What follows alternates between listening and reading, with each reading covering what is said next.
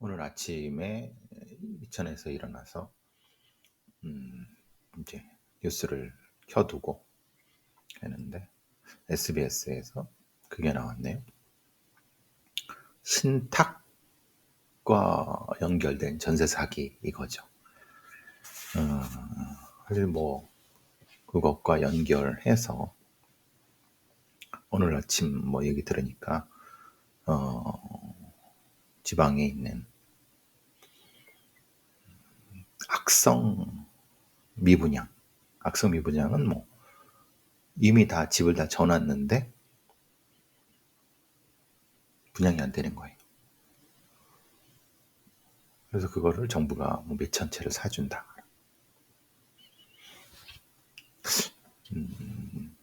이게 되게 웃기는 거죠. 왜냐? 수천억이 드는 거죠. 그런데 결국 누구한테 이익이냐? 실제로는 그 건설 업체 혹은 그 건설 업체가 중요한 게 아니라 그 건설 업체 뒤에 있는 예를 들면 그 금융사들, 금융사들 뒤에 있는 큰 손들, 뭐 그리고 사모펀드 같은 거에 어떤 펀드를 해서 거기에 했던 소위 정치권의 누구 아니면 먼저 유력자들 이런 놈들이 그렇게 해서 실제로는 돈을 벌고 뻔히 아는 거 아닙니까? 은행이 돈 벌고. 그러니까 정부에서 그걸 사주면 실제로는 거기서 일하는 노동자들이라든가 서민이 혜택을 받아야 되는데 그게 아니라 그 사람들은 혜택은 거의 없고 가진 놈들 배만 불리는. 그러니까 또 부실한 사실은 구조조정이 돼야 되는 그냥 이름뿐인 건설회사들, 토목회사들, 거기에 대주주들, 이런 놈들 배불. 그러니까 그런 건 도산시켜버리고 깔끔하게 다 부셔버리고 거기서 이제 해고되는 노동자들이라든가 아니면 그 주변에 있는 관련된 하청 관련된 어떤 소규모 업체들을 구제하는 방식이 가야지 되게 쉽고 편하고 그러면서 집값도 뭐 어느 정도 올릴 수 있는 되게 편한 이 기재부 이 개새끼들이 공무원 개새끼들 세상 뭐 그런 새끼들이죠. 그로 대표되는 모피아 그놈들 은행권 놈들 거기에 건설 마피아들 토목 마피아들 그런 놈들이 다 이지랄 하는 거예요. 물론 미분양 너무 미분양해서 건설이 안 좋다. 좋아요. 어느 정도까지. 그런데 근데 중요한 거는 너무 안 좋지만 실제로는 아주 사기꾼들 아주 악의적으로 그렇게만 그런 정부의 지원만 바라고 그냥 아무런 노력도 없고 이 노력이란 게 이런 거죠. 좀 싸게 팔고 깎아 팔고 자기 손해 보더라도 뭐 하려고 하는 그런 자구책조차도 안 하는 놈들이 계속 정치권에 아니면 그 건설부 아니면 이런 모피아들한테 요비하고 그런 거 하다 결국은 이게 성공하는 거잖아. 그러니까 불이한 게 돈을 벌고 더 힘을 얻고 배 띵띵 부리고 이 어려운 때 정부 예산도 없는데 개판이죠 이게. 그런 이런 개판인 나라에서 더 화가 나는 거는 이 도라이가 이 미친 새끼가 뭐 재판 다닌다고 뭐 하루에 뭐 왔다 갔다 하고 같은 정신 나간 새끼들 이게 너무 분개하는 거예요. 그리고 없는 사람들 선동해 갖고 막 하고 하여튼 네, 화가 나서 근데 사실 아까 제가 신탁 얘기한 것도 그렇다. 신탁이라고 하는 거 어떤 예를 들면 금융과 관련된 회사라든가 신탁회사 이런 데가 또 있죠. 그거를 아파트 건설 이런 거를 신탁을 잡아요. 그러니까 이제 원래 소유주가 있고 사실은 소유주를 넘기는 겁니다. 실제 주인 신탁회사입니다. 그런데 이 상태로 하면은 어차피 분양이 안 되고 이용도 안 되니까. 근데 그 상태에서 그 SBS의 리포트가 놓치는 것은 이런 거죠. 임대인을 가장한 사기꾼 놈들이 신탁회사를 속여서 신탁회사 몰래 임차인하고 계약을 해서 전세 사기해서 먹고 튀었다. 수백억, 뭐 몇천억, 뭐 수백억이죠. 몇천억까지는 안 돼. 그리고 여러 자살하고 난리도 아닙니다. 그러면 리포트인가? 신탁회사는 몰랐을 거냐? 몰랐다. 나중에 이렇게 해갖고 알게 된다부터 못하겠다. 다 개소리입니다. 그게 아니라 SBS 놓치고 있는 건 실제는 그게 아니라 애초에 신탁회사 아니면 신탁회사를 구성하고 있는 이른바 쩐주들이 애초에 그런 사기꾼 임대 사기꾼들을 섭외해서 대략 그걸 작업을 치고 이렇게 빼먹을 생각을 하고 이렇게 됐다고 보는 것이 오히려 더 타당한 설명이다. 왜냐?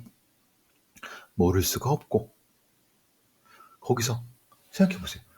수백 채 이상씩 지금 그 임대 소유주가 전세 계약을 하는데 딱 봐도 지금 사람들이 사는데 생각해 보세요. 들어와 살잖아요. 신탁회사 아니면 거기 주인인데 사람 사는데 그럼 그때 확인. 근데 문제는 신탁회사가 동의하지 않으면 이건 어떤 계약이든 사실은 다 불법이에요. 그런데 알면서도 했다는 것은 묵인했다는 거 아니죠. 공범일 수도 있고 그 과정에서 그럼 어떤 얘기느냐?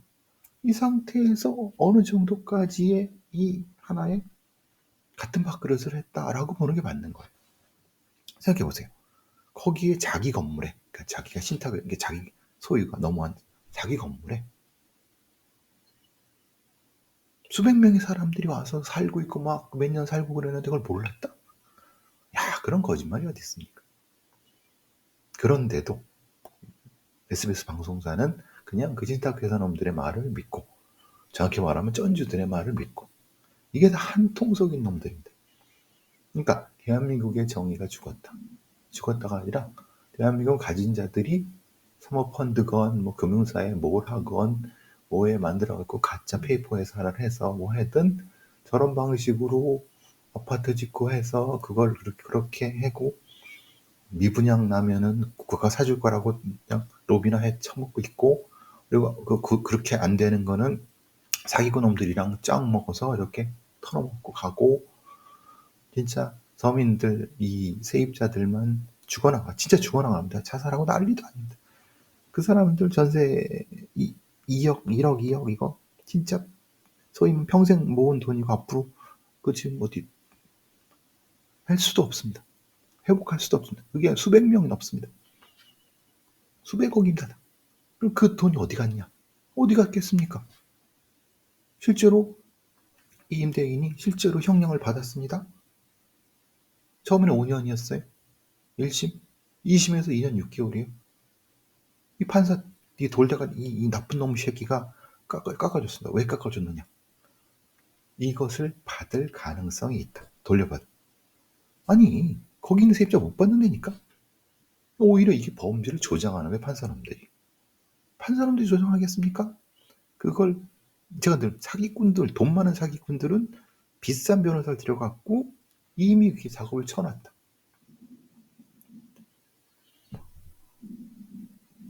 그러니까 거기서 진짜 억울하게 자기 돈 몇 억씩 털려갖고 법적 보호도 아무것도 못 받는 그런 사람들은 그냥 자살하고 난리도 아닙니다. 지금 뭐 살인범도 문제죠.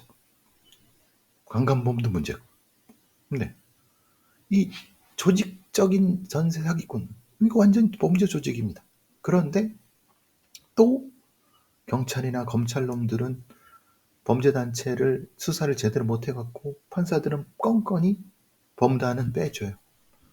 범단만 빼면은 얘가 형량이 10년이 나오건 15년이 나오건 어쨌든 감형이 되고, 범죄단체는 굉장히 형태가 좋지만 어떻게든 범죄단체 빼버려. 이게 나라니까.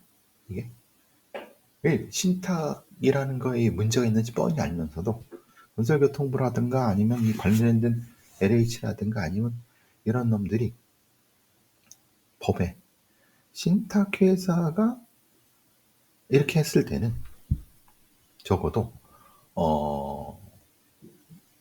어떤 계약을 못하게 한다거나, 신탁에 의해서 형성된 계약은 동의가 없을 경우는 원천 무효가 된다거나, 이런 어떤 법적인 구제를 하려고 생각도 안 해요. 왜냐? 국회에 있는 정치인놈들이나 거기에 있는 건설 공무원 놈들이나 다 이해관계가 있는 가진 자놈들이라서 전재산이 1, 2억 이런 사람들의 사정을 엉망 개판이죠, 진짜.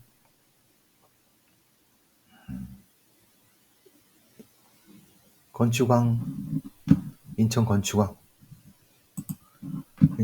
전세사기 건축왕 이놈에 대해서 15년이 나왔다고 하지만 범단죄는 무죄예요. 편취 액수를 300억 그 이상이지만 174억만 인정했어요. 실제로 공범 30놈 중에서 15놈은 무죄예요. 그리고 실제로 징역받은 나머지 15놈 중에서 징역받은 놈들이 6개월, 1년 6개월 다 집행유예. 그러면은 실제로 바지로 세운 놈 건축왕이라는 60대 그놈 하나 15년 달랑, 나머지 다 공범 놈들인데 다 알고 있는데 다 집행유예 다 빠져나갔어. 그 새끼들이 어디 가겠습니까? 또 어디 지방 가서 똑같이 전세사기 치죠. 진짜 개새끼들입니다. 이걸 수사한 놈들, 재판한 놈들, 그 주변엔 변호사 새끼들, 특히 이 변호사 놈들 다 죽여버려야 되는 겁니다. 이 전세사기범들을, 변호한 놈들을, 이 공범 놈들은 당연히 그냥 완전히 그 가루를 만들어야 되는데, 이 판사놈도 참 나쁜 놈이고, 이게 결국은 다 사라져버렸어요. 전세 그 범죄. 지금 이 꼬라지입니다. 참 기가 막히죠? 기가 막혀야 됩니다, 사실은. 기가 막혀야 됩니다. 정치가 제대로, 공무원 놈들은 그냥 자기 보시면 하면 다행. 있는 놈들과 결탁해서 오히려 가진 자들의 배만 불리려고 하는, 자기도 그쪽에 가려고 하는, 이게 진짜 범죄입니다. 세상이 범죄 꼬라지가 되는 거죠. 더 화나기 전에 지금 이제 산불 조심이죠. 산림청에서는 경남 양산에 쪽에 있는, 지금 곡성도 그렇고 양산도 그렇고, 이게 산불이 방화범, 그러니까 우리가 이제 2월 3월 되면 산불이 많이 나는데 자연 산불이라고 생각하시잖아요. 근데 캘리포니아주 산불이라든가 캐나다 산불 같은 경우도요, 불이 날 때쯤 되면은 실제로 불을 지르는 애들은 방화광, 연쇄방화광, 당연히 방화광은 연쇄방화광일 수밖에 없고, 연쇄방화는 산불 방화광일 수밖에 없습니다. 왜냐하면 주택가의 연쇄방화가 사실은 힘들죠. 왜냐면 CCTV인데 그게 가능하겠습니까? 그죠? 그러니까 방화광은 연쇄방화범이고, 연쇄방화는 당연히 산불일 수밖에 없고, 그럼 당연히 왜 그러느냐? 이놈들이 불이 나는 걸 보면은 이제 그거에 각성이 돼갖고 여기 지르고 저기 지르고, 특히 우리나라의 이런 어떤 경남이나 전남 이런 데 같은 데는 지역도 넓고, 불 지르면 실제로 피해가 엄청나고, 그 피해를 더 높이려고 더 불을 지르고, 근데 감시는 너무 소홀하고, 경찰서 뭐 그 저기 시 뭐 해서 한다 한들 이 실제로 찾기가 너무 어려워요. 밤에 불을 지고 숨어있다 도망 나오고. 그러니까 방어에 대한 지리적 프로파일링이 이미 방법이 이미 있고, 또 거기에 대해서 어떻게 하는 걸 프로파일러들은 잘 압니다. 근데 써먹지는 않아요. 이건 지들이 그냥 하는 거고, 방어. 원래 전문가들은 그냥 저기 꼬다는 보리자들. 매년 이 지랄을 하는데도 이걸 체계적으로 범죄 그 방화 범죄를 분석해서 뭔가 예방하고 뭐 사전에 뭐 할 생각이 없이 또 불날 때쯤 되니까 또 이 지랄을 하는 거예요. 행정력과 총도 또 똑같겠죠. 그 시청 공무원들 거기 나와갖고 이게 돌아다니면서 이렇게 하겠죠. 땅이 얼마나 넘는데 그게 말이 됩니까? 그럼 거기에 감시 카메라를 한다고 한들 얼마나 많은 돈으로. 그러니까 이게 참, 그러니까 답은 뭐 많이 있는데 하기 싫은 건지 모르는 건지, 역량 있는 프로파일러 팀 하나 정도면은 이거 범인 잡을 수 있습니다. 예방도 할 수 있습니다. 근데 몰라서 그러는 건지 글쎄, 에, 모르겠습니다. 올해도 불 나고 난리 나고 음. 제가 거짓말하는 것 같으세요? 제가 그냥 헛소리하는 것 같으세요? 아닙니다. 오히려 프로파일링은 방화 범죄에 굉장히 특화돼 갖고 되게 잘해. 오히려 이 강간 범죄랑 방화 범죄, 성범죄와 방화 범죄가 훨씬 더 적합성이 높습니다. 살인 범죄는 워낙 그 동기가 좀 다른 부분이 있어갖고 굉장히 그 여러 적합도를 따져봐야 되는데, 에휴 참 한심하죠. 자, 글쎄 이게 요즘 계속 명태균 얘기가 나와서 이 김건희가 진짜 간이 배 밖으로 나온 건가? 아니면 진짜 자기 거라고 생각을 했나? 옛날에 정난정이도 그렇고 소위 아마 최순실도 그랬을 겁니다. 무소불위의 권력을 가지고 그걸 휘두르는 넣어본 사람들은 자기 거라고 생각할 수 있습니다. 그래서 공천도 자지우지, 국정도 자지우지. 근데 언론이 제대로 제의를 안 해. 감시를 안 해.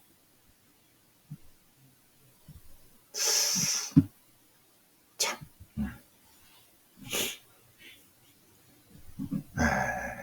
좀 답답합니다. 일단 좀 나오는 얘기 들어보고. 자, 저는 이제 녹화하러 가보겠습니다.